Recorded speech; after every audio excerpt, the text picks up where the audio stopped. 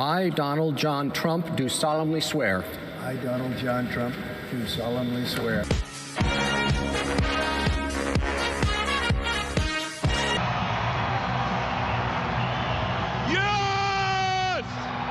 নমস্কার বন্ধুরা, নতুন একটা ভিডিওতে সবাইকে স্বাগত। তোমরা সবাই কেমন আছো? আশা করি খুব ভালো আছো। বাংলাদেশ একটি উন্নয়নশীল দেশ, যার অর্থনীতি ও উন্নয়নমূলক কার্যক্রমে আন্তর্জাতিক সাহায্য ও সহযোগিতা গুরুত্বপূর্ণ ভূমিকা পালন করে। এর মধ্যে আমেরিকার আর্থিক সাহায্য দীর্ঘদিন ধরে বাংলাদেশের অর্থনৈতিক উন্নয়ন, স্বাস্থ্য, শিক্ষা এবং ইনফ্রাস্ট্রাকচার খাতে একটি গুরুত্বপূর্ণ অংশীদার হিসেবে কাজ করছিল। তবে সরকার বদলের সঙ্গে সঙ্গে বিদেশ নীতিও বদলে গেল আমেরিকার। সাম্প্রতিক সময়ে বিভিন্ন রাজনৈতিক ও অর্থনৈতিক কারণে বাংলাদেশ সহ বিভিন্ন দেশে আমেরিকার অনুদানে যেসব প্রকল্প চলছিল সেগুলো বন্ধ করে দেওয়ার নির্দেশ দিয়েছে মার্কিন প্রেসিডেন্ট ডোনাল্ড ট্রাম্প। বাংলাদেশের স্বাস্থ্যক্ষেত্রের উন্নতিতে কয়েকশো কোটি টাকা সাহায্য করে আমেরিকা। স্বাভাবিকভাবেই এর ফলে আরও বিপাকে ইউনূস সরকার। আজকের এই ভিডিওতে আমি আলোচনা করব ডোনাল্ড ট্রাম্পের এই সিদ্ধান্তের পিছনে কী কারণ, কোন কোন খাতে আমেরিকা বাংলাদেশকে আর্থিক সাহায্য করত এবং আমেরিকার আর্থিক সাহায্য বন্ধ হলে বাংলাদেশের ওপর কী প্রভাব পড়বে। এই ধরনের ইনফরমেটিভ ভিডিও পেতে অবশ্যই আমার চ্যানেলটি সাবস্ক্রাইব করতে ভুলবেন না। ছাত্র আন্দোলনকে হাতিয়ার করে বাংলাদেশ থেকে হাসিনা সরকারকে উৎখাত করার পর আমেরিকার সঙ্গে ঘনিষ্ঠতা বাড়াতে চেষ্টা করেছিল ইউনূস সরকার। তৎকালীন প্রেসিডেন্ট জো বাইডেনের সঙ্গে তার কোলাকুলি ছবি তো সবাই দেখেছে। অনেকে মনে করছিল বাইডেনের সঙ্গে হাত মিলিয়ে আর্থিকভাবে সমৃদ্ধ হবে বাংলাদেশ, তবে সেগুড়ে বালি। ইউনূস শাসনে বাংলাদেশের মৌলবাদীদের দাপট ও সংখ্যালঘুদের ওপর নির্যাতনের ঘটনায় শুরু থেকেই সরব ছিলেন ডোনাল্ড ট্রাম্প। তার নির্বাচন জয়ের পরেই আশায় জল পড়ে ইউনূস সরকারের। যদিও মোহাম্মদ ইউনূসের আশা ছিল হয়তো বিদেশ নীতিতে বিশেষ বদল আনবেন না ট্রাম্প, তবে সরকারে এসেই সমস্ত সম্ভাবনার অঙ্কে দাড়ি টেনে বিদেশ নীতি বদলে ফেললেন তিনি। বন্ধ করলেন বাংলাদেশ সহ বিশ্বের বিভিন্ন দেশে পাঠানো আর্থিক সাহায্য। প্রথমে যে পয়েন্টটা নিয়ে আলোচনা করব সেটা হচ্ছে হঠাৎ করে ডোনাল্ড ট্রাম্প কেন উন্নয়নশীল দেশগুলোর আর্থিক সাহায্য বন্ধ করে দিল।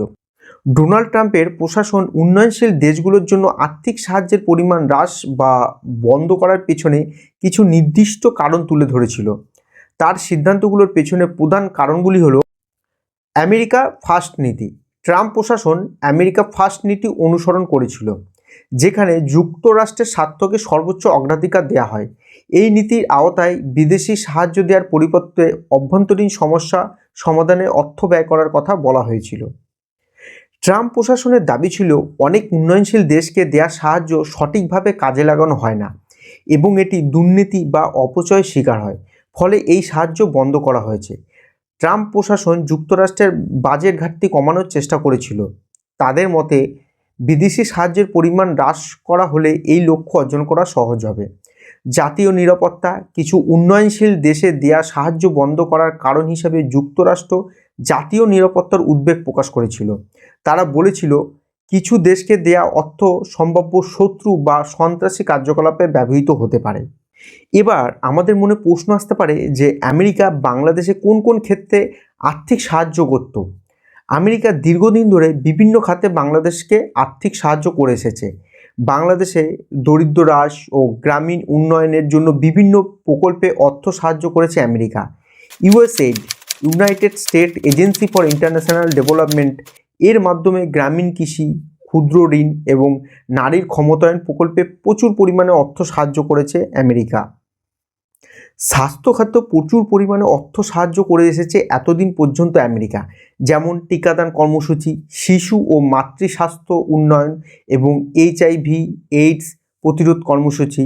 2020 সালের পর কোভিড-19 মোকাবিলার জন্যও উল্লেখযোগ্য পরিমাণ আর্থিক ও চিকিৎসা সহায়তা দেওয়া হয় বাংলাদেশকে। এছাড়াও বাংলাদেশে প্রাথমিক শিক্ষা উন্নয়ন এবং শিক্ষার হার বাড়াতে বিভিন্ন প্রকল্পে অর্থ প্রদান, খাদ্য নিরাপত্তা ও পুষ্টি উন্নয়নে সাহায্য, জলবায়ু পরিবর্তনের প্রভাব মোকাবিলা এবং দুর্যোগ ব্যবস্থাপনায় আর্থিক সাহায্য দিয়ে এসছে আমেরিকা। মার্কিন পররাষ্ট্র দপ্তরের foreignassistance.gov ওয়েবসাইটের তথ্য অনুসারে যুক্তরাষ্ট্র বিভিন্নভাবে বাংলাদেশে 2021 সালে $500 মিলিয়ন, 2022 সালে $470 মিলিয়ন, 2023 সালে $490 মিলিয়ন এবং 2024 সালে $450 মিলিয়ন সহায়তা দিয়েছে। স্বাধীনতার পর থেকেই বাংলাদেশে নানাভাবে সহায়তা দিয়েছে দেশটি। রোহিঙ্গা সংকট শুরুর পর থেকেই ওয়াশিংটন বাংলাদেশে বিপুল পরিমাণ আর্থিক সহায়তা দিয়েছে। বিগত কয়েক বছরে মার্কিন সহায়তা পাওয়ার ক্ষেত্রে শীর্ষ 10-এর মধ্যেই ছিল বাংলাদেশ। প্রসঙ্গত, এই সাহায্য বন্ধ হওয়ার পর এবার স্বাভাবিকভাবে বিপাকে পড়বে বাংলাদেশ। আমেরিকার আর্থিক সাহায্য বন্ধ হলে বাংলাদেশের উপর বেশ কিছু অর্থনৈতিক প্রভাব পড়তে পারে। বাংলাদেশের বিভিন্ন খাত যেমন উন্নয়ন প্রকল্প, স্বাস্থ্য, শিক্ষা, কৃষি এবং মানবিক সহায়তায় আমেরিকার সহায়তা একটি গুরুত্বপূর্ণ ভূমিকা পালন করে। বাংলাদেশের অনেক বড় উন্নয়ন প্রকল্পে আমেরিকার আর্থিক সাহায্য রয়েছে। এই সাহায্য বন্ধ হলে সেসব প্রকল্প সম্পূর্ণ করা কঠিন হয়ে পড়বে বাংলাদেশের জন্য। স্বাস্থ্য ও শিক্ষা খাতে বিশেষ করে দরিদ্র পীড়িত মানুষের জন্য আমেরিকার সহায়তা একটি বড় ভূমিকা পালন করে। এই সাহায্য বন্ধ হলে দরিদ্র জনগোষ্ঠী প্রভাবিত হতে পারে বলে মনে করছে বিশেষজ্ঞরা। আমেরিকা বাংলাদেশের অন্যতম বৃহৎ রপ্তানি বাজার, বিশেষত গার্মেন্টস সেক্টরে। আর্থিক সম্পর্ক দুর্বল হলে দ্বিপাক্ষিক বাণিজ্যে নেতিবাচক প্রভাব পড়তে পারে। বৈদেশিক সাহায্য বন্ধ হলে বাংলাদেশের নিজস্ব বাজেট থেকে অর্থায়ন করতে হবে, যা অভ্যন্তরীণ অর্থনীতির উপর চাপ সৃষ্টি করতে পারে। বিশেষজ্ঞদের মতে বাংলাদেশ সরকার যদি দ্রুত এই পরিস্থিতি সামাল না দেয় তাহলে আন্তর্জাতিক সম্পর্ক আরও তিক্ত হতে পারে।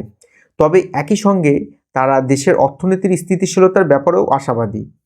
ডক্টর ইউনূস ইস্যু এবং আমেরিকার আর্থিক সাহায্য স্থগিতের পিছনের কারণগুলো আজকের ভিডিওতে আলোচনা করেছি। আপনাদের কি মনে হয় এই পরিস্থিতি সামাল দেওয়ার জন্য মোহাম্মদ ইউনূস সরকার কি পদক্ষেপ নেওয়া উচিত? আপনাদের মতামত কমেন্টে জানান। আর ভিডিওটি যদি পছন্দ হয় লাইক, শেয়ার এবং সাবস্ক্রাইব করতে ভুলবেন না। আজকের ভিডিও এই পর্যন্তই, দেখা হবে নেক্সট ভিডিওতে। ধন্যবাদ।